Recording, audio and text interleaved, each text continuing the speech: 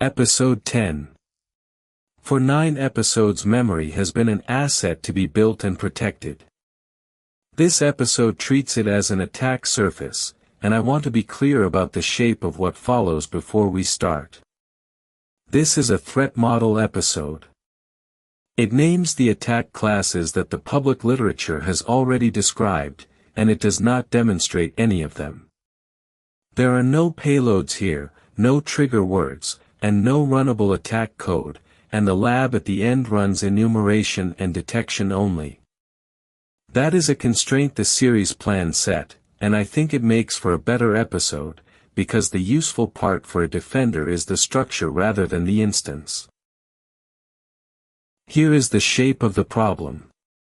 Day 1, a benign-looking entry is written to memory through an ordinary channel.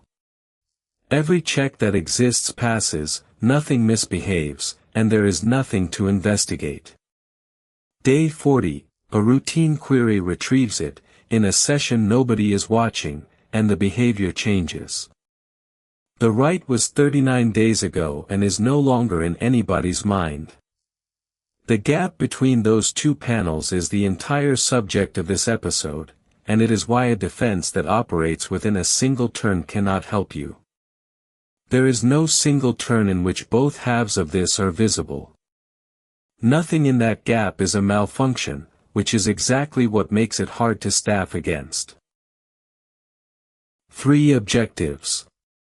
Enumerate every write channel into your store and mark the trust boundary on each, that is the deliverable, and it takes an afternoon. Explain why persistence makes this categorically different from single-turn injection. And explain why delayed activation defeats per-write content inspection, which is the result that decides where your defenses have to sit. One note on the red line. One of the sources lists the specific linguistic patterns that realize one attack class.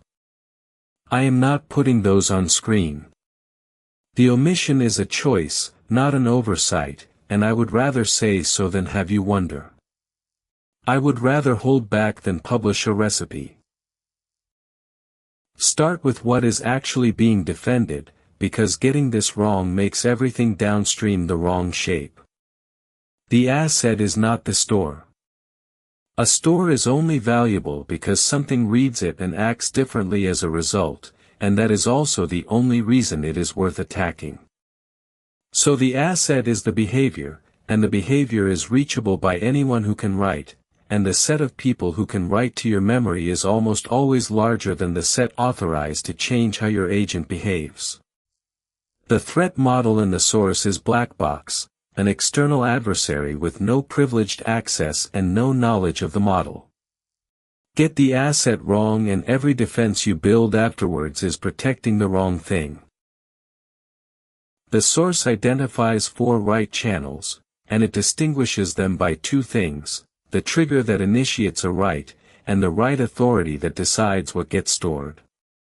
C1, explicit instruction executed write, the trigger is the instruction and so is the authority. C2, system prompt driven, the trigger is implicit, any incoming content can start a write evaluation, and the authority is the model's judgment against a standing policy. C3, compaction driven, the trigger is a system threshold, and the authority is the compaction prompt plus the model's summarization. C4, experience to procedure, the authority is the agent's own judgment that the interaction is reusable. 1 direct write. 3 inferred.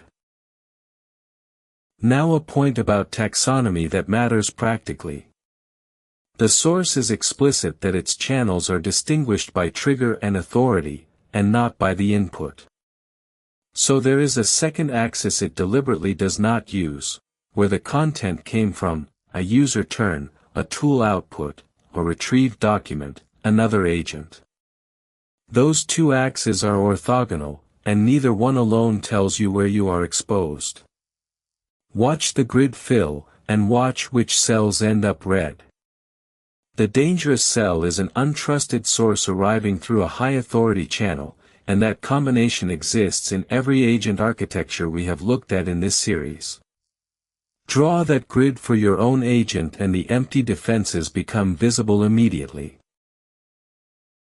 For goals, and it is worth having them ordered because the ordering is counterintuitive. Change one answer, the smallest goal, needing the least access. Change a class of answers, one entry that matches a whole family of future queries. Persist across sessions, survive the end of the conversation that created it. And spread to other agents, reach a shared store that others read.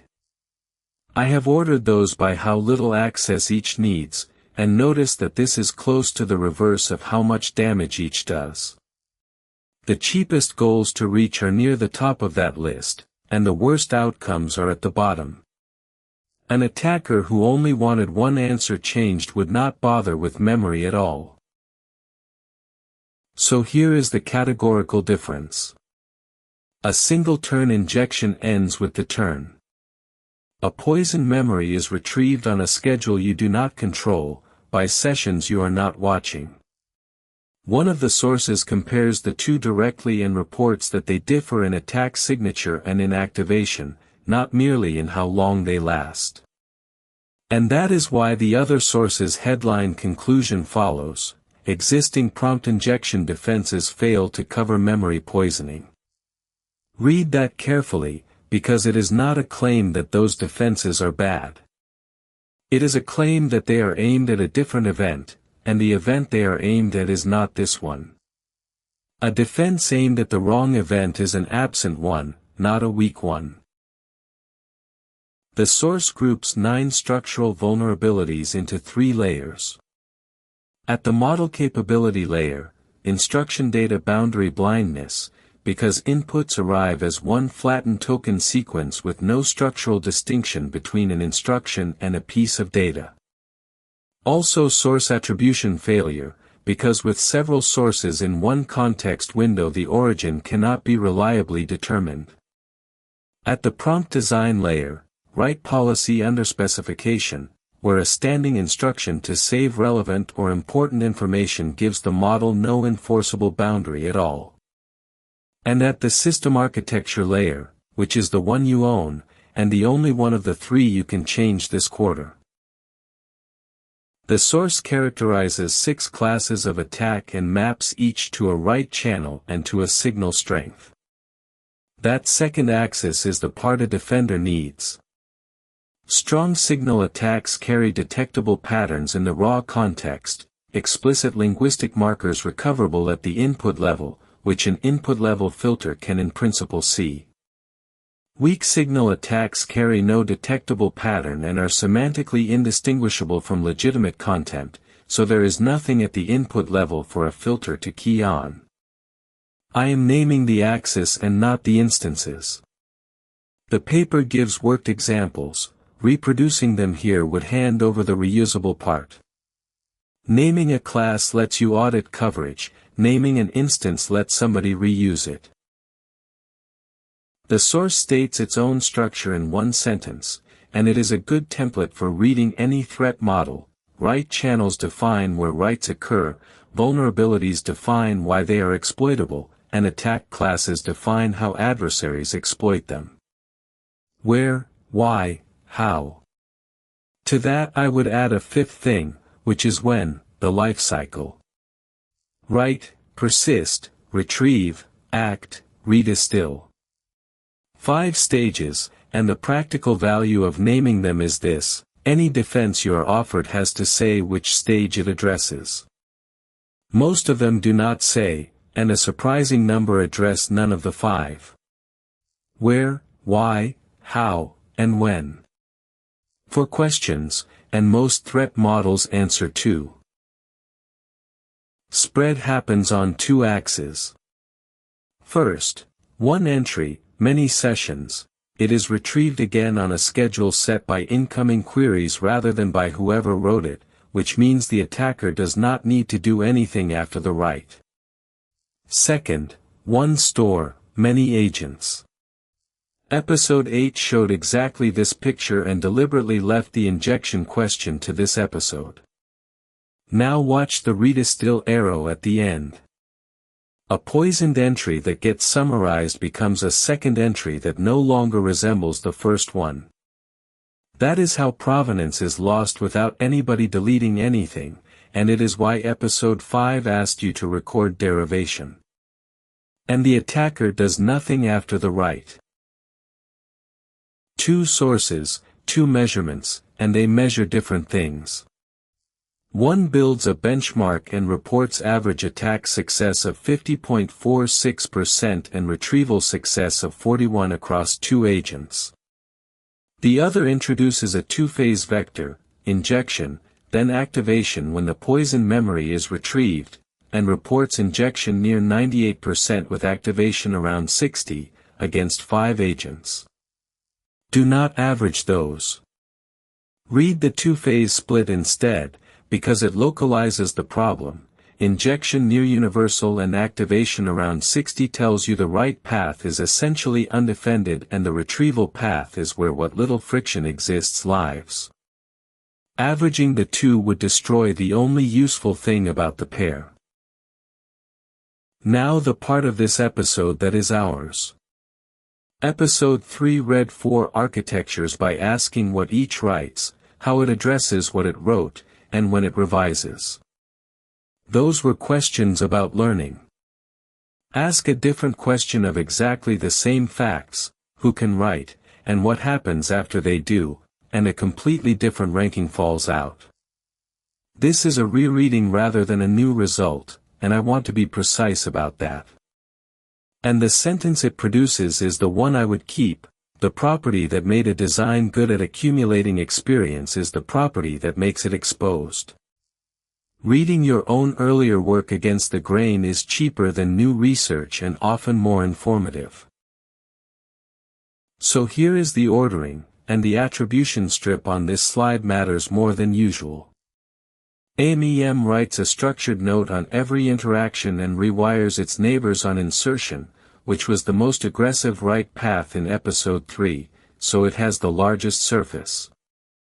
Generative Agents writes everything and never deletes, not the largest surface, but the most permanent, because nothing ever removes a poisoned entry.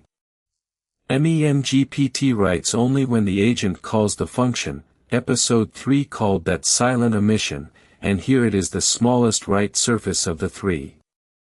And the graph index has no write path from the agent's own experience at all. If a slide in this series is going to be misquoted, it will be this one, so the strip is doing real work. And the inversion is worth a slide of its own. Episode 3, Slide 19 said of the graph index that there is no write path from the agent's own experience. Nothing the agent does ever enters the index, and it was listed there as what that design gives up. This episode says the same property is the smallest poisoning surface of anything in the series, because a channel that cannot be written cannot be poisoned. One property, 2 verdicts, and both are correct. I think that is the most useful thing this series has turned up by reading its own earlier episodes against the grain. I did not plan that inversion. It fell out of asking episode 3's question backwards.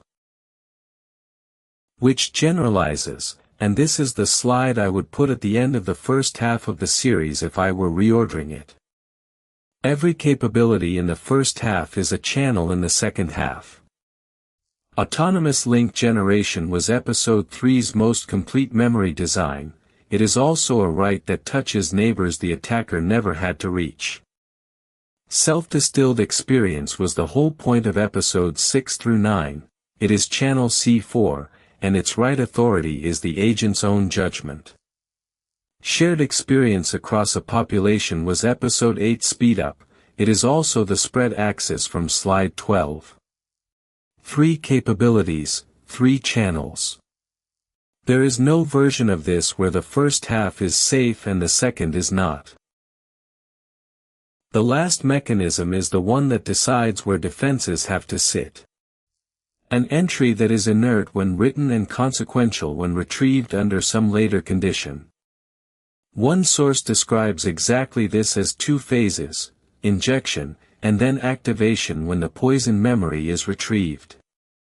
Stated structurally, that is all a defender needs, and the construction is out of scope here deliberately.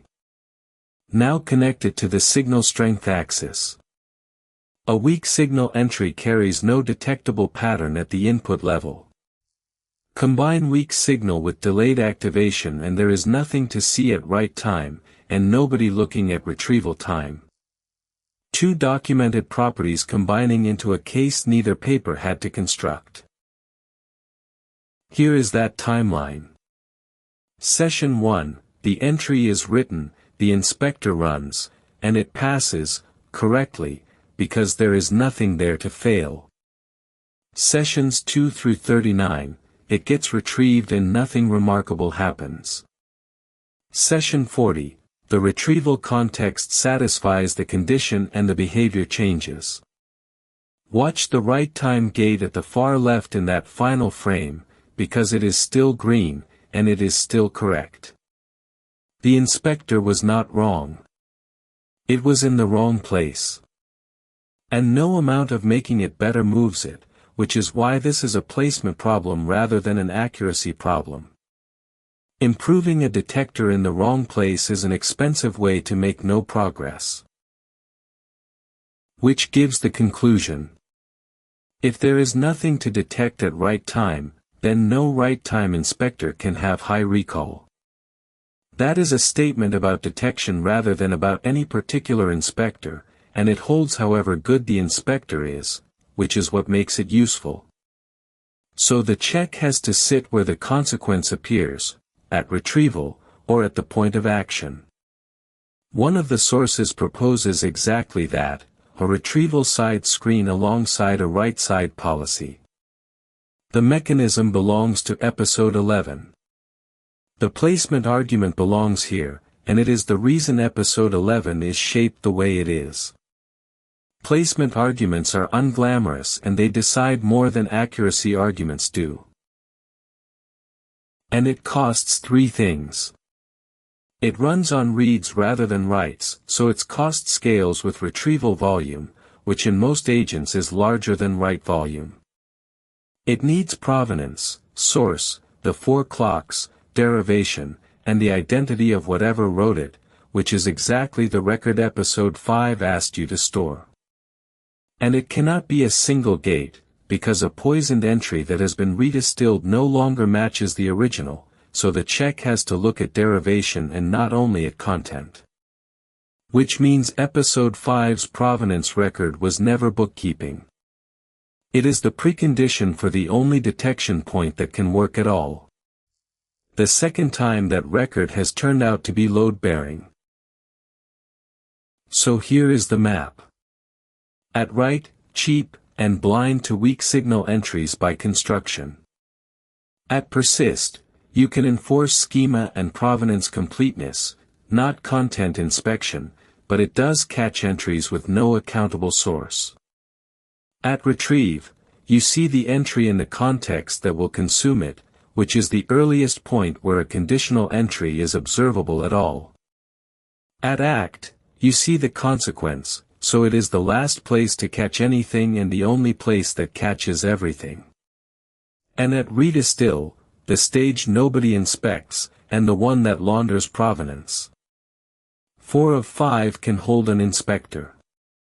Most systems have one, at the cheapest and blindest. Which makes the worksheet. 1 row per channel, 5 columns, the channel, who can write to it, whether that write is authenticated, what inspects it, and at which stage. Cross that with your own content sources and the grid from slide 6 falls out of it. In my experience the 4th and 5th columns are the ones that stay empty, and an empty pair on C3 or C4 is the finding rather than an omission, because those two are inferred writes that nobody initiated on purpose, so nobody thought to put an inspector on them. Print it, fill it in with your team in one sitting, and the argument about priorities tends to resolve itself, because the empty cells are not a matter of opinion. Lab 10, and it is enumeration and detection only. Enumerate every write channel into your store, using the 4 definitions from slide 5 rather than your own intuition about which ones you have, because the inferred channels are the ones intuition misses. Mark which are authenticated, and count how many have an inspector at any of the 5 stages. Then answer one question in writing. For each channel, what would you look at to tell whether it had been used badly last month? That third question is the useful one, because most teams find that they could not answer it at all. No offensive step, no attack traffic, and nothing in it that a reader could repurpose. 5 takeaways. The asset is the behavior rather than the store, and it is reachable by anyone who can write. For write channels, distinguished by trigger and write authority, 1 direct, 3 inferred, and the inferred ones are exactly the ones nobody put an inspector on. Persistence makes this categorically different, and prompt injection defenses are aimed at a different event, which one source measures rather than merely asserts. Every capability from the first half of this series is a channel in the second half. And weak signal plus delayed activation means there is nothing to see at write time, so detection has to sit at retrieval or at action, which needs the provenance record from episode 5.